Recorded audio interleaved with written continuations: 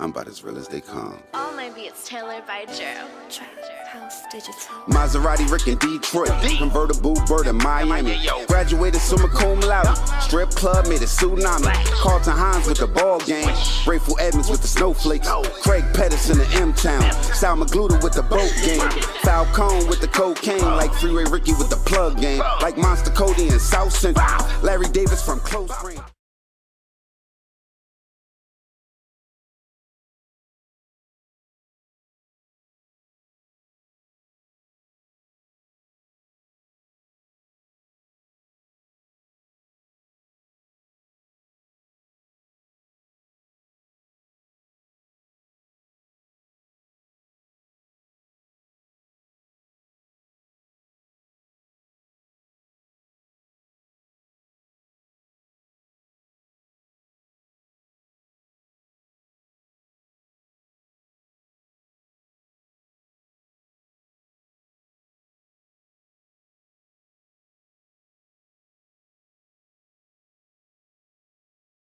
This man in black opening fire down Myrtle Avenue and Harmon Street in the late afternoon on March 1st. Children and adults racing down the street in fear. Police say the alleged gunman is a member of the street gang True Bosses Only, or TBO. The members range in age from just 17 to 26. Innocent bystanders have been wounded, and other bystanders have narrowly escaped injury. All 12 of these men face charges from murder to attempted murder in connection with 10 separate shootings since 2015. These defendants show a complete and utter disregard for human life. Acting Brooklyn District Attorney Eric Gonzalez says the intended targets in this March surveillance video are members of the Elm Street Piru gang, shaded in green. TBO is the largest gang in blue. The other rival gangs here in Bushwick are 900, shaded in pink, and Loot Gang in yellow. It was here at the intersection of Madison Street and Evergreen Avenue that a TBO gang member known as Bless was shot dead. That was in September of 2013, and police say since then the gang has been on a mission to retaliate. Take a look at this gunman in red firing multiple shots. It happened in front of a market on Knickerbocker Avenue in July of 2015. The gunman missed his target, but a bullet went right through the window of a parked car, narrowly missing a man. And in October of 2015, police say this TBO member allegedly fired 3 shots, hitting an MTA bus. You can see here what looks like a puff of smoke, a bullet narrowly missing this passenger. She was cut on the forehead from broken glass. A public housing crime suppression unit has been formed to help combat this senseless crime, so others feel safe on their streets. In the Bushwick section of Brooklyn, Erin Logan, CBS 2 News. And 9 of the 12 alleged gang members are being held on bail. 3 have not yet We're going been to talk arrested. today a little bit about some senseless shootings that took place in the Bushwick section of Brooklyn and what our office is doing, working with the New York City Police Department to combat and eradicate these shootings. Today we're going to announce the indictment of 12 alleged members of a violent street crew called True Bosses Only. They operate in and around the Bushwick section of Brooklyn. This gang has been warring with rival gangs, and the result has been many shootings in the neighborhood. This conspiracy indictment today covers 10 shootings and several other crimes that have spanned from July of 2015 to March of this year. These charged defendants have assaulted and attempted to kill rival gang members. They've bought and possessed illegal firearms, and the defendants have sought to maintain control over their territory through multiple shootings and repeatedly engaging in retaliatory shootings to avenge the murders of their own crew members. The top count of this indictment faces a maximum penalty of 25 years in prison. In several of these charged shootings, innocent bystanders have been wounded, and other bystanders have narrowly escaped injury. You'll soon be able to see for yourselves how these defendants show a complete and utter disregard for human life. They will fire their guns during the middle of the day on busy streets next to young children, their parents, seniors. They don't seem to care who's on the streets. And we simply cannot allow law-abiding citizens to be put in harm's way, to be caught in the crosshairs of such senseless and brazen violence. Today's indictment will help eradicate this violence by putting gang members who are committing these violent shootings in prison and prevent them from terrorizing our communities. Our investigation has found that the true bosses only crew is engaged in an ongoing bloody feud with different rival crews, the Elm Street Piero crew, the Loot Gang, and the 900 Gang. And I'm going to direct your attention to the map of the shooting incidents, the exhibit to your right. There, if you look at the blue shaded area, that's where the TBO, True Bosses Only crew, operates. The green shaded area to the west is where the Elm Street Piero crew operates. The pink shaded area is where the 900 Gang operates, mostly in Bedford-Stuyvesant and the Sumner houses. And all the way to the bottom right of the exhibit, there's a yellow shaded area. I think the number 2 is over there. And that is where you're going to see the Loot Gang. That's the Ocean Hill houses. And that's where this gang activity is taking place, and these senseless acts of violence are still happening. A major motive for the violence is the desire of these crews to maintain dominance over their geographic areas, their territory. In intercepted communications, we've heard them grumble over why certain rival gang members have been present in their territory. We've located photos on social media of them posing in so-called enemy territory to taunt their rivals. They call this spinning the block, but this type of provocation on social media just leads to more shootings and has been the stimulus to cause people to be shot. And apparently, one of the main reasons for this shooting spree is that in September of 2013, rival gang members purportedly murdered a TBO member called Bashik Reddick. He was also known as Bless. TBO seems intent on avenging his death, and we've heard them say, "Do it for Bless," when ordering shootings of rival gang members. Now, these gang shootings don't take place in faraway battlefields. They play themselves out unacceptably and tragically on our streets, among our friends, our neighbors, and our children. And so my office, together with the New York City Police Department, have made it a priority to arrest these gang members, these drivers of crime who are leading the shootings. We want to build strong cases, and we've done that today to guarantee that we can take these dangerous people off our streets for a long time. And we're going to show you some of the incidents that are charged in this indictment so you can see for yourselves how truly egregious these shootings were.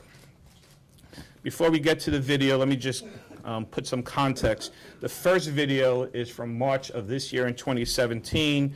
It took place on Myrtle Avenue about 4:20 p.m. in the afternoon as people were out and about with their children. If you look at the green shaded area, there should be a number 10 located over there on Myrtle Avenue. That's approximately where this shooting took place. And we'll play the video in a second. We're going to allege that the shooter in that case, the gunman, is a guy named Gilbert Arisalis. If you look at the Facebook exhibit, he's number 3 on the top row. And we allege that he's the shooter, and you'll see him blasting away on the sidewalk while there are many people around him. Can we play the first video?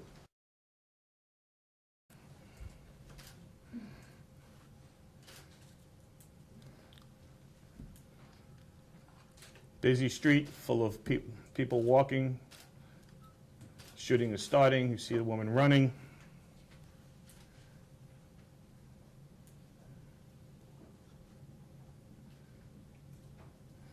See the gunman there, now just repeatedly firing his handgun.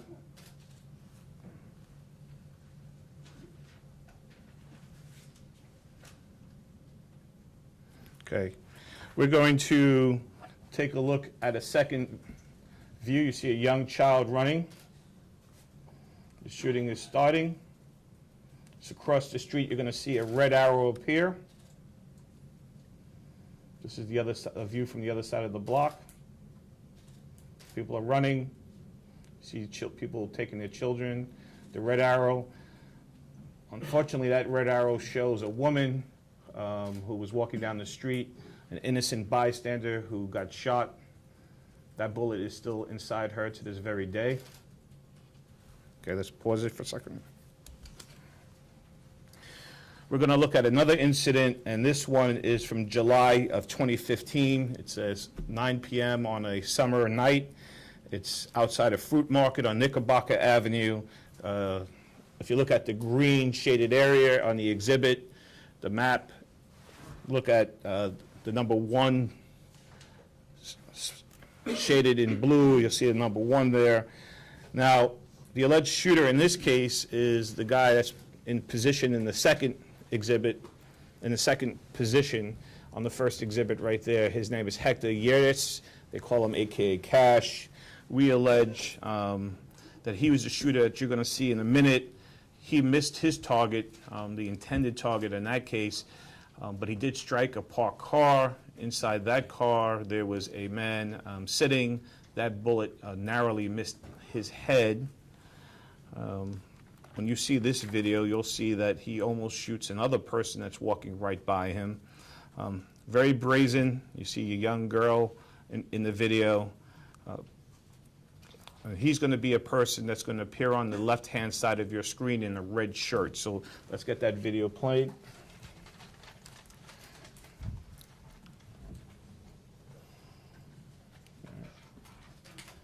A young girl walks by, tasting a piece of fruit.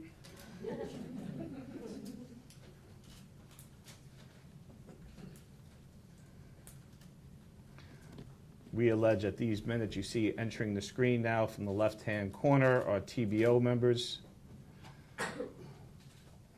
More people walking by.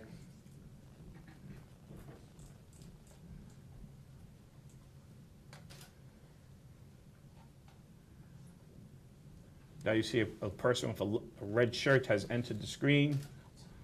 He starts blasting. He almost took that guy's head off that was walking right beside him. And he strikes the parked car. You see the horrified woman who was walking in the video, couldn't believe what she just witnessed on her way walking down the street. So we simply cannot tolerate this kind of brazen violence anywhere in Brooklyn. These guys have complete and utter disregard for our safety, for our lives. So we need to take the action that we've taken today. I'm going to show you one more video. I'm not going to show you all the videos in the case. This one took place on an MTA bus that traveled along Wyckoff Avenue in Bushwick. I'll direct you to the map. Again, if you look at the green shaded area, once again, look at the number 3 position on the map. That's Wyckoff Avenue. This is about 2:40 p.m. If it was 20 minutes later, all the kids would have been out of school and on that bus. This happened on October 30th of 2015. And again, we allege that the shooter in that case is the guy that's in the number 3 position, known as Gilly. I want you to keep a close eye on the video to the woman that's sitting on the last seat on the right-hand side of the bus. What you're going to see, to me, is dramatic and disturbing. You'll see a bullet tearing through the window, nearly striking her in her head. Can we play that video? It's the woman sitting on the right far-hand corner on the right side. The bus is...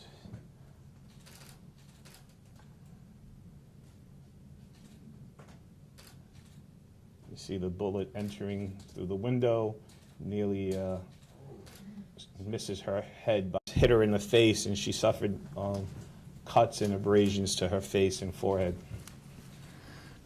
But for the grace of God, she's alive. Now, as part of the conspiracy, these TBO members routinely keep incarcerated members informed of the ongoing criminal activities, and they brag about their exploits. The next day, we intercepted a phone call placed by Arasalis, the guy in the number 3 position, to a TBO member who was being held on Rikers Island. During the call, he asked, had that person seen the bus situation on the news and referring to himself added, "The report showed me running from the shooting." Well, we've all now seen the shooting, and we've now all seen in law enforcement the person running away from that shooting. We allege it's him, and we're going to hold him accountable for what you just witnessed taking place on a New York City transit bus. During the last few years, my office and the NYPD have focused on these types of shooters who represent a very small segment of our population, but who are responsible for most of the shootings that take place in our borough. The DA's office has established a crime strategies unit.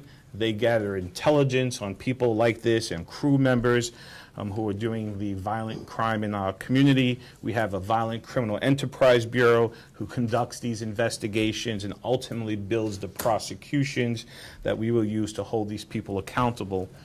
Recently, we've established a public housing crime suppression unit that will coordinate between our two units in our office and the New York City Police Department and with the stakeholders at NYCHA, including NYCHA officials, but also the tenant associations.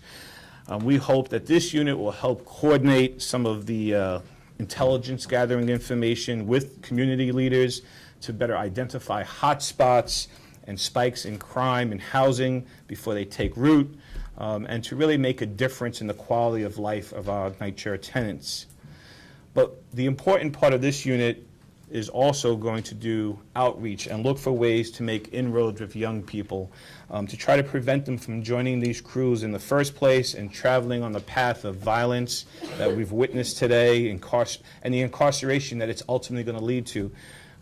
This office is putting out a request for information to work with community groups in and out of areas, especially underserved parts of Brooklyn, where we can provide additional services. As many of you know, we have an after-school basketball program on Friday in Red Hook. We have a chess program in Bedford-Stuyvesant and East New York, and we're going to look to ways to continue to work with our young people to give them options outside of joining a gang. I'm happy to say that we're making great progress in enhancing public safety in Brooklyn. The chief will tell you shooting incidents and shooting victims are down dramatically again this year from all-time lows last year.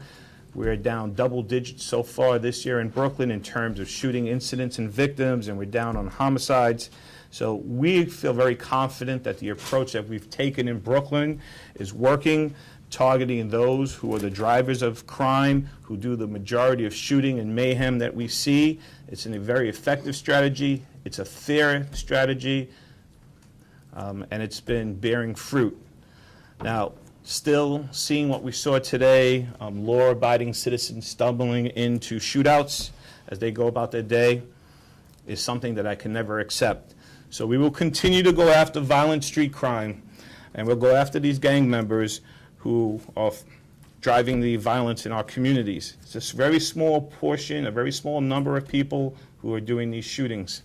I'd like to thank the members of the police department and the prosecutors in this office who worked very hard to put this case together. What you've seen is that these 10 shootings that took place over roughly a 20-month period, they took a lot of investigation to come forward. And one of the shootings involved in this case, a intended target was shot, was in a coma, and still refused, when he came out of the coma, thank God, he refused to identify who had shot him. So these investigations take a lot of time and a lot of effort to identify and build these cases. We're proud that we're building them and even holding people accountable even when the victims are uncooperative. And finally, I think the last thing I'll say, and the work that we've done in taking guns off the streets and the work that we've done in this type of cases, they're saving lives. They're saving lives in Brooklyn and other parts of the city. TBO has been involved in a wide range of criminal activity: felony assaults, shooting incidents, robberies, burglaries, grand larcenies, and multiple firearms possessions. Clearly, these perpetrators have no concern for residents of this community. It is our belief that this targeted, focused enforcement of these worst gun offenders, and there's a very small group of these offenders, and then a successful prosecution by the DA's office will lead to the lowering of shooting and violent crime in Brooklyn. Yo, we back. It's your boy Popalot. Mobb ties. We on our way to Brooklyn with it. Bushwick to be exact. All my niggas from Bushwick. Yeah, niggas get in the comment box. Let it be known real fucking GGG shit. Now, the organization that we going to be covering today is going to be some guys that went by the name of TBO or True Bosses Only or Team Bang Out, whatever you want to call it. Them niggas was wildin' with the shit. Um, One of my younger cousins actually put me onto them niggas like a little while back. Um, the shit is just wow. It's really, when I kind of covered that shit, it kind of let me know like this is the new age of the beef and how the shit goes down. Um, Niggas damn sure making videos, the younger niggas making videos online, taunting their rivals. Now, a little bit about TBO.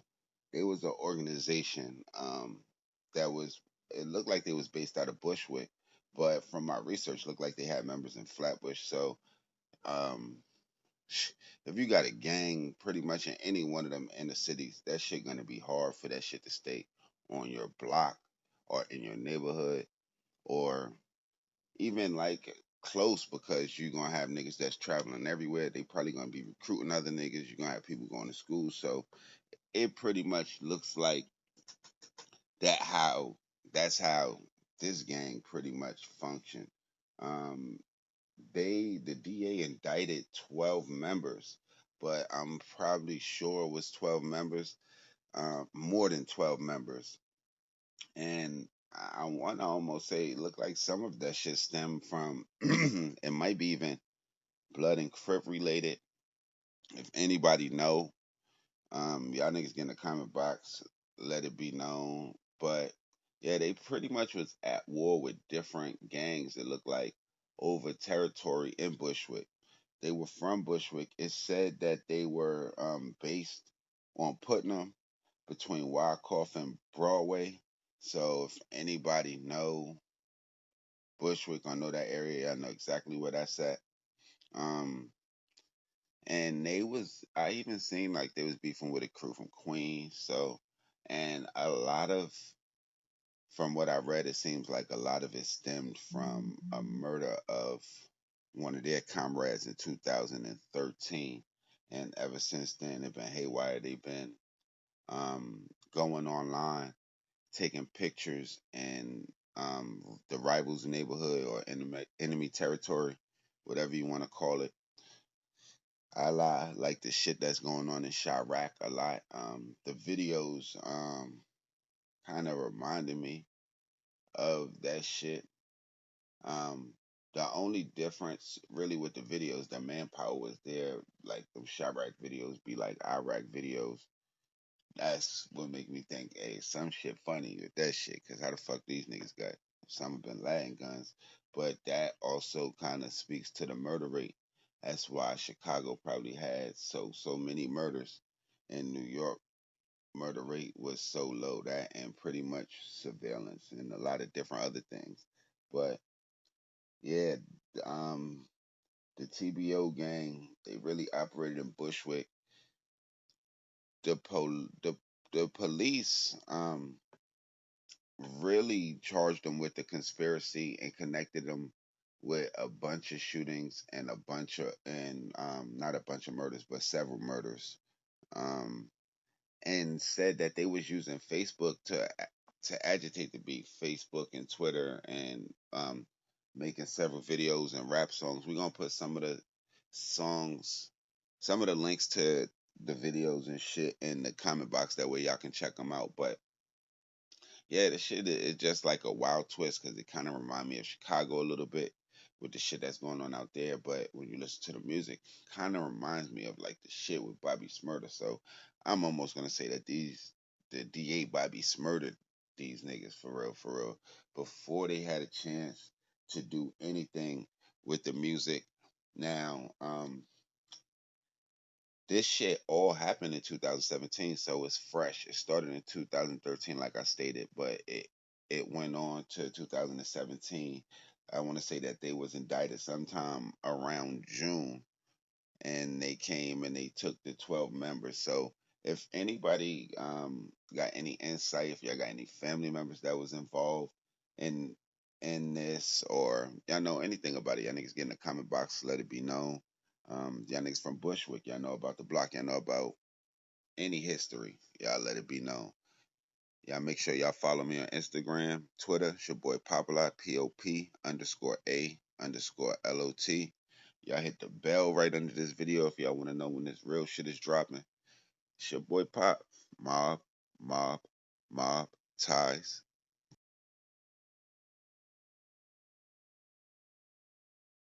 Keep your friends close, but your Facebook friends closer. Cops and prosecutors busted a dozen gang members in Brooklyn for allegedly using social media to taunt rival gangs and to strategize about murders of other criminals, officials said Thursday. Using Facebook, YouTube and an array of expressive emojis, the gang members arrested posted violent threats on Facebook and uploaded videos of themselves on rival turf, officials said. They even bragged about their crimes online, officials said. One of the suspects, Yasin Sheeran, who was charged with conspiracy, was accused in an earlier case of making terroristic threats against cops with a Facebook post that read, "Let's kill the cops." His message included emojis of a gun and police. Sheeran posted that ran 2 hours after officers Rafael Ramos and Wenjin Liu were shot execution-style by Ismail Abdullah Brinsley on December 20, 2014. Authorities said Sheeran is a member of the TBO gang that was entrenched in a bitter war with several rival crews, including Elm Street Bayou, Loot Gang and 900 Gang. He was one of dozen alleged gang members indicted for conspiracy for allegedly using social media as part of a criminal operation. Members of the True Bosses Only Street Gang, ages 17 to 26, had been feuding since July 2015 with 3 other violent crews, Elm Street Bayou, Loot Gang and 900 Gang. The TBO gang allegedly agreed to murder and assault their rivals to gain territory in various parts of Bushwick. This indictment describes a terrifying mix of deadly force and mindless obsessions with turf, leading to serious consequences for innocent bystanders, said acting Brooklyn District Attorney Eric Gonzalez.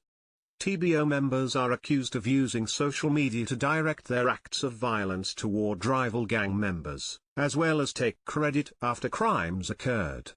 They were behind 10 shootings that left 7 people injured, and 3 of the incidents were caught on video surveillance, prosecutors said. Among the victims were innocent bystanders, including a woman who was on a city bus when a bullet whizzed by her head on October 30, 2015. By the grace of God she is still alive and was only cut by glass, said Gonzalez, who announced at a press conference on Thursday an initiative to combat crime in public housing complexes. Sheeran has a pending lawsuit in Brooklyn Supreme Court claiming his First Amendment rights were violated. A gang member was the casualty of a prolonged street feud between rival crews that left 1 person dead and 13 people injured, a law enforcement source said Tuesday. Reputed gang member Tyshin got lost his penis during a shooting in a Woodhaven fast food joint in November 2015 as part of a beef between gangs that was the focus of a sweeping gang indictment, officials and law enforcement sources said.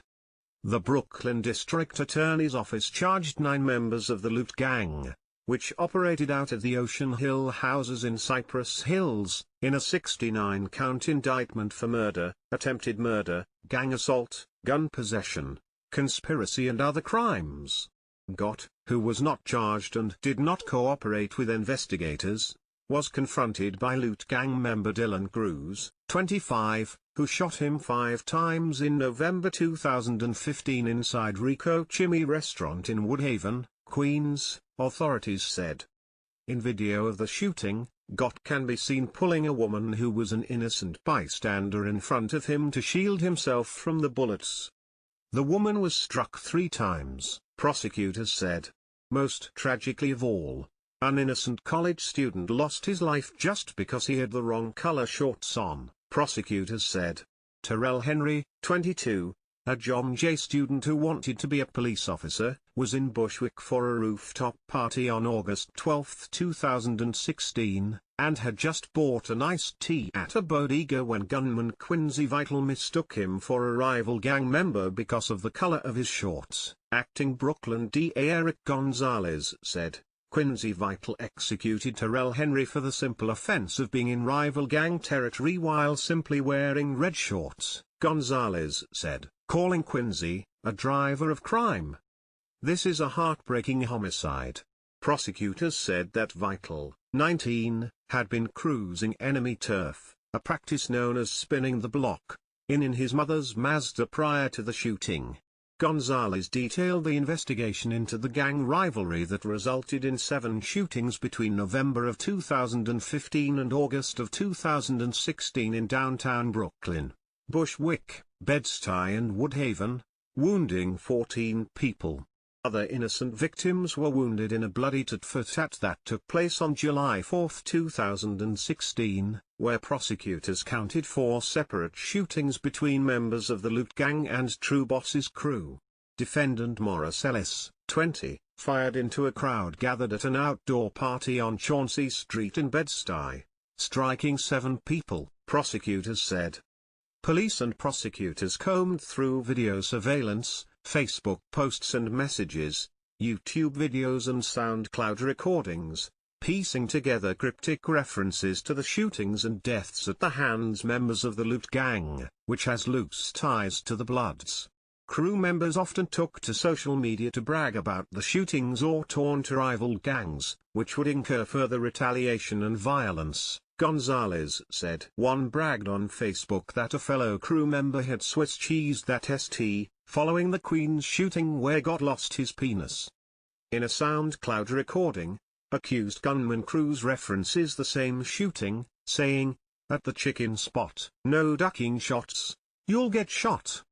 Much of the gun violence is thought to be in retaliation for the 2015 shooting death of 16-year-old Armani Hankins, prosecutors said.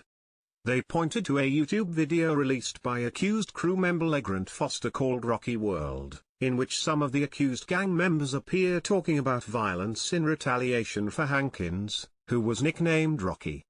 "I'm gonna do it for Rock, and I ain't gonna stop," the song goes. The bullets gonna fly.